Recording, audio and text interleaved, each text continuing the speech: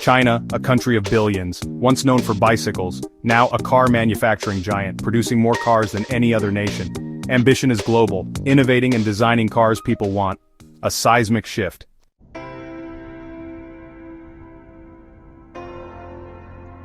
Now let's shift our gaze to a very different corner of the automotive world. A place known for snow, meatballs, and an almost pathological obsession with safety. I am of course talking about Sweden. This is a nation with a long and incredibly distinguished history in car manufacturing. For decades, Sweden has gifted the world brands like Volvo, and for a time the wonderfully quirky Saab, gone but not forgotten mostly. These weren't just machines for getting from A to B, they were symbols. Symbols of robust engineering, unwavering reliability, and above all, a pioneering approach to keeping occupants in one piece, even if things went horribly wrong. In stark contrast to China's massive, almost overwhelming production numbers, Sweden's automotive output has always been more modest, more considered. They were never interested in flooding the global market with millions of cheap and cheerful city cars. That simply wasn't their style. The Swedes have traditionally focused on a different segment of the market, appealing to discerning buyers who valued substance over superficial style. People who understood that a car's true worth lies in its engineering integrity and its ability to perform day in, day out, regardless of the conditions. Quality, not just sheer volume, was their guiding principle. Swedish car design is instantly recognizable. It's characterized by clean, elegant lines. There's an inherent unfussiness about it, a sense of purpose.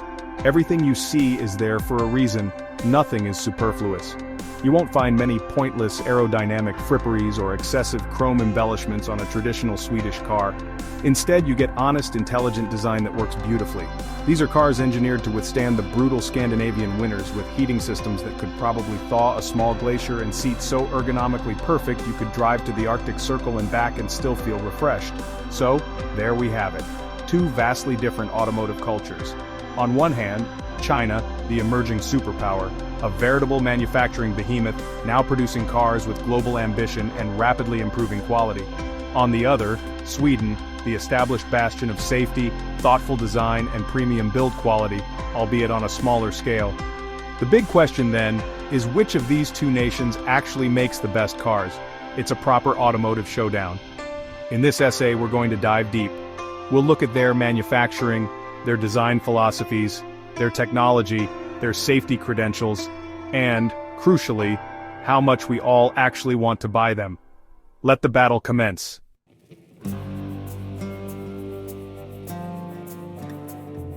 Right then, manufacturing, the actual nitty-gritty of bolting cars together. And when you talk about making things in China, you're talking about scale. A scale that honestly makes your brain ache a bit. They didn't just dip a toe into car manufacturing, they cannonballed into the deep end with the force of a blue whale. For years, the West sort of chuckled at early Chinese cars.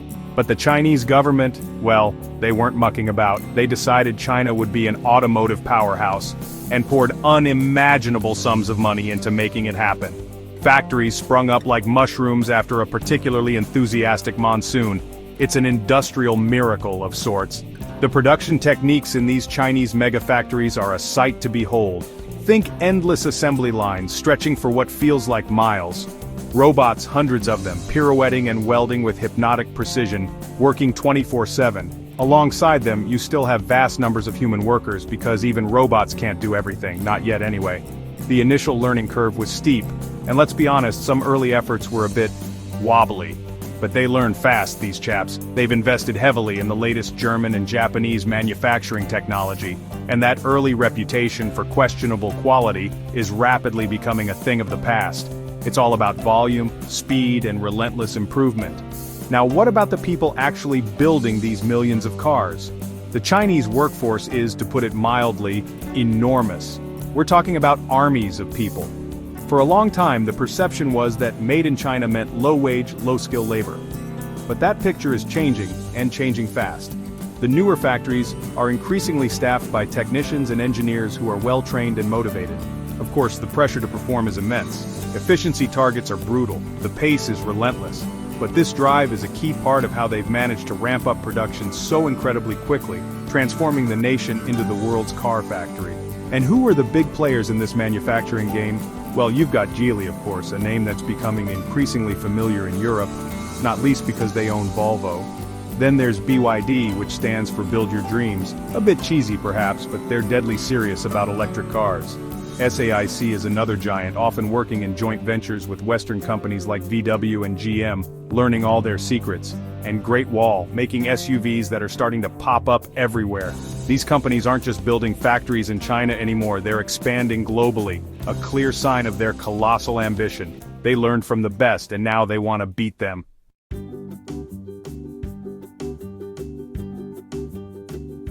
Alright, let's shift gears and pop over to Scandinavia. Sweden, home of sensible shoes, flat-pack furniture, and a unique approach to building cars.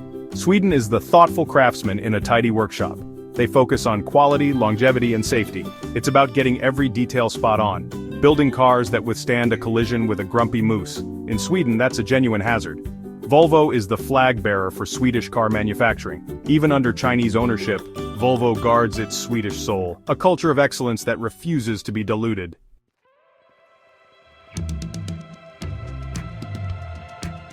Two manufacturing philosophies, China's colossal factories and Sweden's precision.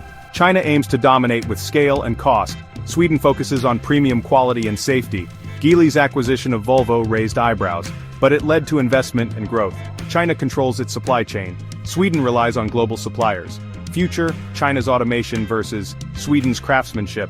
A fascinating clash of manufacturing titans.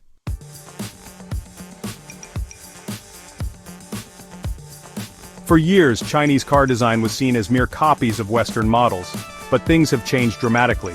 Chinese companies now hire top European designers. Their cars are modern, tech-forward, and bold. Models like the NIO ET5 and ES8 showcase this transformation.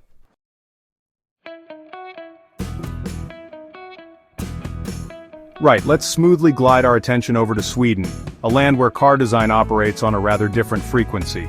Think about classic Scandinavian design principles: clean lines, an uncluttered aesthetic, and profound functionality. There's no room for pointless ornamentation or aggressive styling for its own sake. The Swedes even have a wonderful word, lagom, which essentially translates to just the right amount.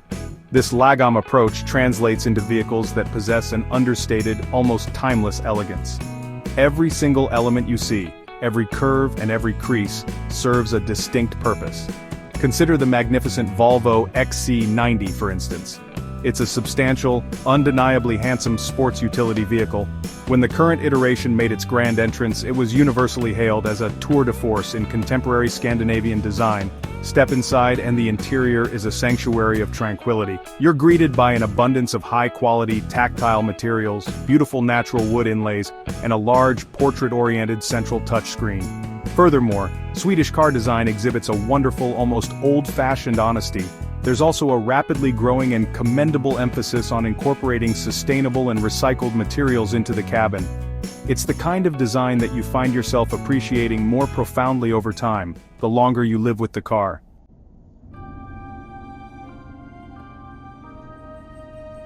So what we have here are two fundamentally different schools of thought when it comes to making a car look appealing, and, just as importantly, making it work effectively for the person behind the wheel. The latest offerings from China are frequently quite dramatic in their styling, aren't they?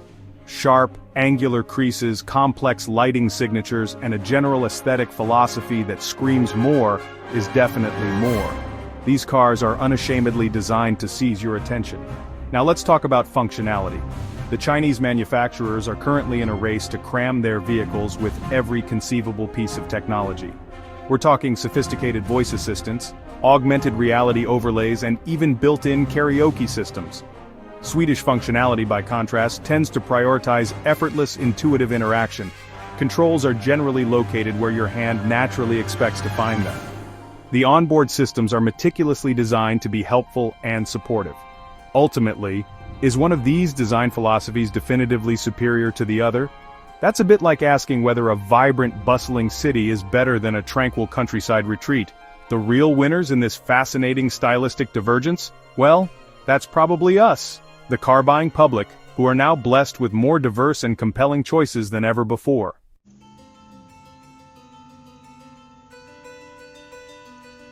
Right then, technology.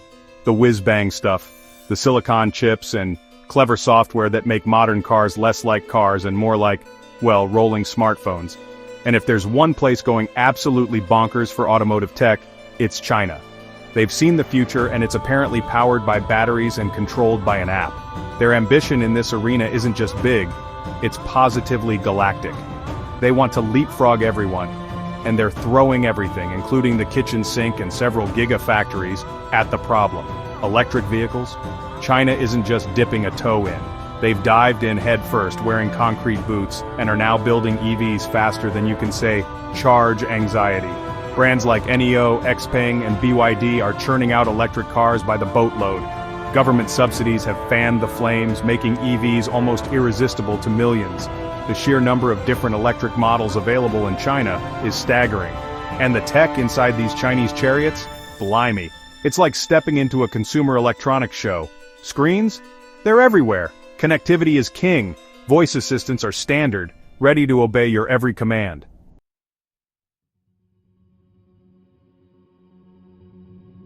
Now let's glide over to Sweden, a land where technology in cars has always been a bit more thoughtful, less about flashy gimmicks and more about making the car safer, easier to live with, and kinder to the planet.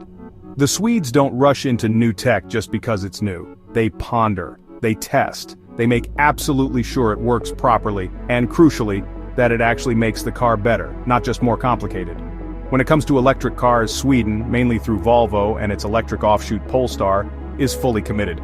But their approach feels different. It's not just about swapping petrol engines for electric motors, they're thinking about the whole life cycle. Where do the battery materials come from? Is the factory powered by renewable energy? Can the car be easily recycled at the end of its life? Connectivity and in-car tech? Of course, Swedish cars are packed with it. Functions are often designed to enhance safety, like systems that can detect a drowsy driver or even stop the car if you have a medical emergency.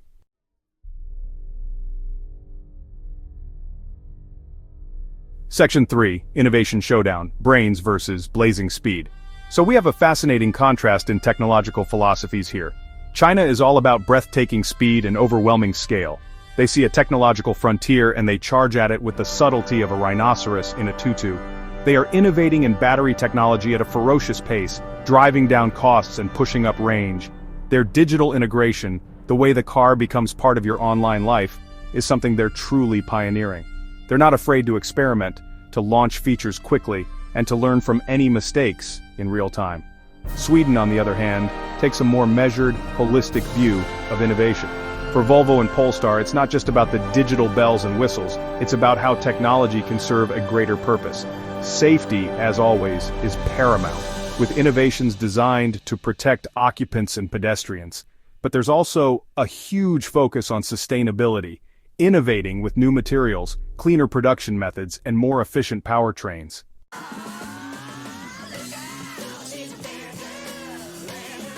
Section 1. Sweden's Safety Fetish. Wrapped in steel and good intentions. When you think of Swedish cars, what springs to mind? Probably not blistering Nürburgring lap times. No, you think of safety, an almost religious devotion to it.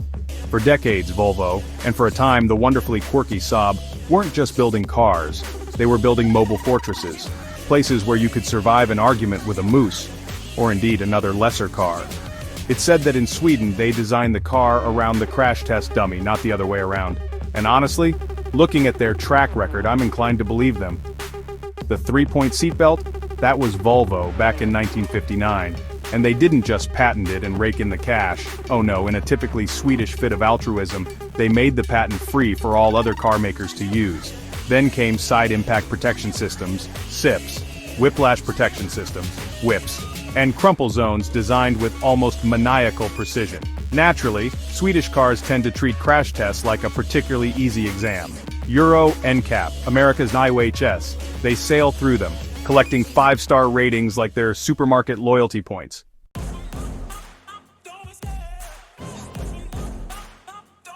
Section 2, China's Safety Sprint. From zero to hero, almost. Now let's be brutally honest. For a long time, the words Chinese car and safety didn't exactly go together like meatballs and lingonberry jam. Early Chinese cars often performed spectacularly badly in crash tests. We're talking crumpled bonnets, buckled pillars, and malfunctioning airbags. It was a bit terrifying, frankly. If you had a collision, you'd be better off hoping for a soft hedge. But then, something changed. The Chinese automotive industry realized it had to get serious. And get serious they did. Vast sums of money were pumped into research and development. Safety laboratories sprung up. They hired experienced safety engineers from Europe and America. Joint ventures provided a crash course in building safer cars. The results are now plain to see. Newer Chinese cars are achieving respectable scores in Euro NCAP assessments. Brands like Geely, NIO, XPeng, and BYD are now competitive on safety. They are incorporating high-strength steels and sophisticated designs. It's a remarkable turnaround in a short space of time. A big part of this leap has been the adoption of ADAS. Chinese cars are often festooned with cameras, radar, and sensors. Features like autonomous emergency braking and lane-keeping assist are becoming commonplace. The question remains about their ultimate refinement and reliability. Still, the progress is undeniable. They're catching up, and they're catching up fast.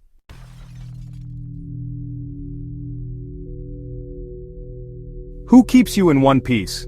When the unthinkable happens, which car would you rather be in? The Swedish approach to safety is deep-rooted, almost cultural, built on decades of research and real-world data. Their systems understand collision dynamics and human biomechanics. Robust, passive safety complemented by active systems. The Chinese approach has evolved rapidly, driven by global ambition and international standards. Emphasis on the latest technology and active safety. More safety kit is generally better than less. Integration and calibration are key, ensuring systems work seamlessly and intuitively. Consider the balance between passive and active safety. Swedish car makers, particularly Volvo, are masters of passive safety. Their cars are built around incredibly strong safety cages. Understanding how different types of steel behave in a crash, Chinese manufacturers are making huge strides here, promoting their active safety suites. Are these systems as finely tuned as those in Sweden? Sweden, with Volvo, still feels like the safest choice. Their commitment is proven over countless incidents. However, it would be foolish to dismiss China. The speed of their improvement is astonishing. New Chinese cars are now significantly safer. The safety gap is narrowing with every new model. The Swedes may still have the edge, but China is learning quickly.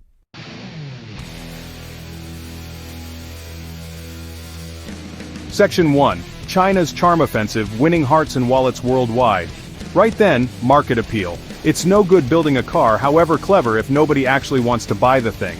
And China, let me tell you, is on a proper charm offensive.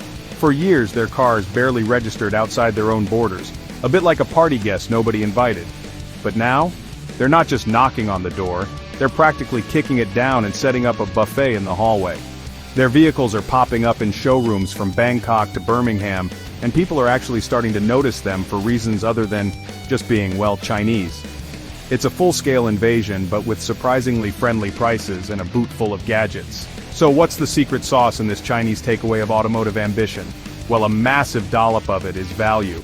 Pure, unadulterated, bang-for-your-buck brilliance. You often get a spec sheet that looks like it belongs to a car costing twice as much. Enormous touchscreens, panoramic sunroofs, every driver assist system known to man, it's all thrown in. This is particularly appealing to younger buyers who've grown up with smartphones and expect their car to be just another seamlessly connected device. And let's be honest, in many parts of the world, getting a lot of kit for not a lot of cash is a massively tempting proposition, isn't it? You can see this strategy working rather well in certain corners of the globe. In Southeast Asia, for example, Chinese brands are making hay while the sun shines, gobbling up market share like a hungry Pac-Man. The same is true in parts of South America and the Middle East, where established brand loyalties aren't quite as set in stone as they are in, say, Germany or leafy Surrey. Even in Europe, that notoriously picky market, some Chinese electric vehicles are starting to gain traction, helped along by government incentives and a growing appetite for battery-powered transport. These early victories are crucial, building confidence and showing the world they mean business. However, it's not all smooth sailing on this voyage of global conquest. The biggest hurdle for Chinese cars, especially in established Western markets, is perception. That old Made in China label, rightly or wrongly, still carries a bit of baggage for some folk, like a cheap suit that doesn't quite fit. Overcoming the lingering suspicion that these cars might be a bit flimsy or unreliable is a tough nut to crack. It takes time, consistently good products, glowing reviews from grumpy journalists, and word of mouth from happy customers to really shift those ingrained opinions. They need to prove they're not just a flash in the pan, but a genuine, quality alternative.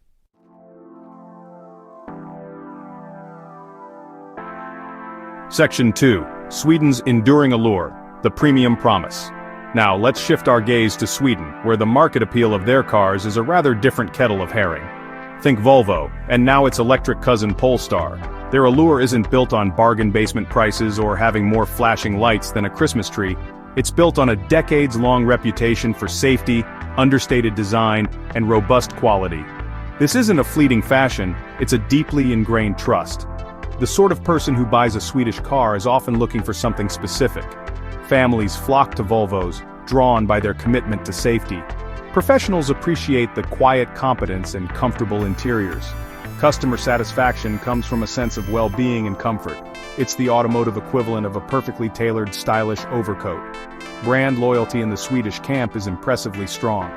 People who buy a Volvo often become Volvo people for life. This isn't just blind faith, it's born from years of positive experiences.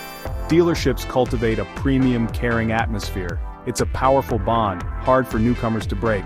And then there's the premium promise. This isn't just clever marketing speak. When you sit in a modern Volvo or Polestar, you can feel the quality. The materials are lovely, real wood, soft leathers, and increasingly innovative sustainable textiles. The way everything fits together, the satisfying thud of the doors, the hushed ride, it all speaks of careful engineering. People are willing to pay more for this because they believe they're getting a car that's built to last.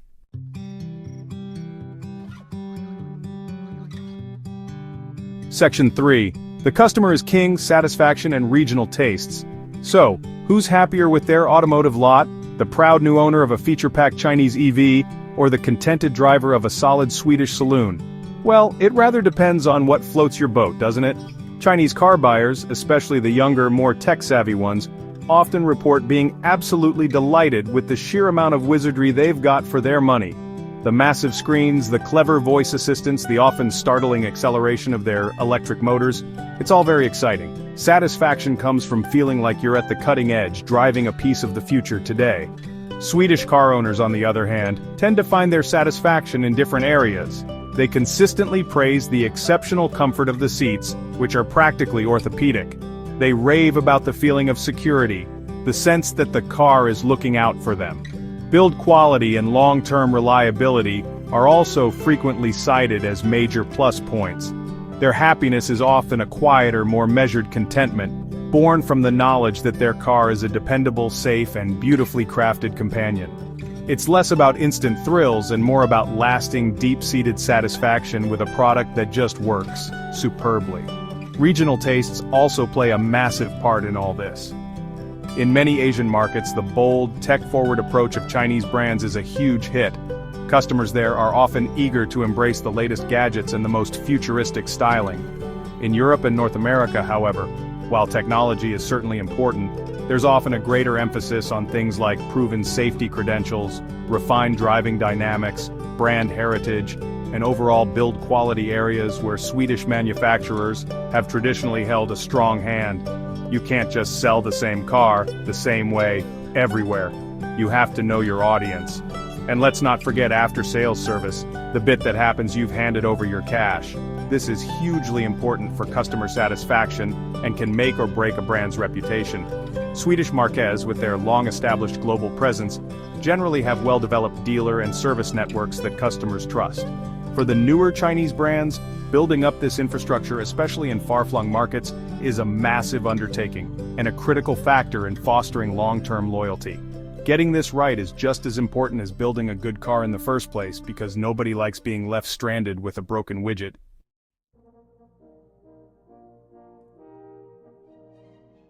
Section 1. The final verdict, weighing scales and wheel nuts. Right then, the moment of truth has finally rumbled into view. Much like a badly driven lorry on a narrow country lane, we've poked, prodded, and pontificated at great length. China versus Sweden. The emerging, fire-breathing dragon versus the stoic, sensible elk. It's been a proper automotive wrestling match, a fascinating clash of distinct cultures. We embarked on this quest to discover which of these two nations crafts the best cars. The final decision isn't straightforward, it's a deeply personal choice. One offers explosive growth in tech, the other steadfast reliability and safety.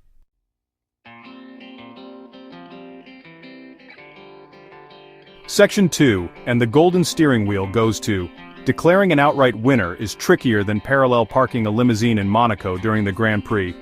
Both nations bring something compelling to the global automotive table. China offers a future brimming with silent electric power and dazzling digital interfaces. Sweden represents proven quality, unparalleled safety, and soothing design. Choosing between them feels like a betrayal of the other's merits. So the envelope, please. Drumroll, if you will. The award, by a narrow whisker, goes to Sweden. But China is catching up at a terrifying pace. The gap is closing with every passing month. Ask me again in 5 years, and the answer might be different.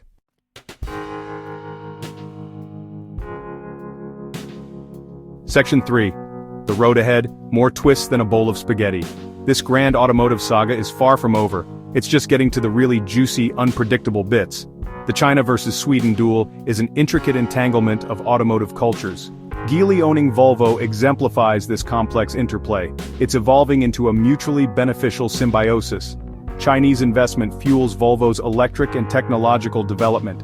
Volvo's expertise in quality control and safety engineering benefits Geely. This cross-pollination reshapes both. What automotive developments can we expect over the horizon? China will continue its push for global automotive dominance. Their focus on electric vehicles and autonomous driving will intensify. The quality and refinement of their cars will keep improving. They will aggressively expand into vital export markets. Their vast domestic market provides a springboard for global expansion. They are becoming the agenda setters. Sweden must maintain its unique identity and premium positioning. They must innovate in safety, sustainability, and design. They cannot afford to become complacent. They need to appeal to new generations valuing digital connectivity. It's a delicate balancing act. Who wins this monumental battle of the cars? It's probably us, the car-buying public. This competition means more choice, faster innovation, and better cars for everyone. The global automotive landscape is richer and more exciting thanks to both nations.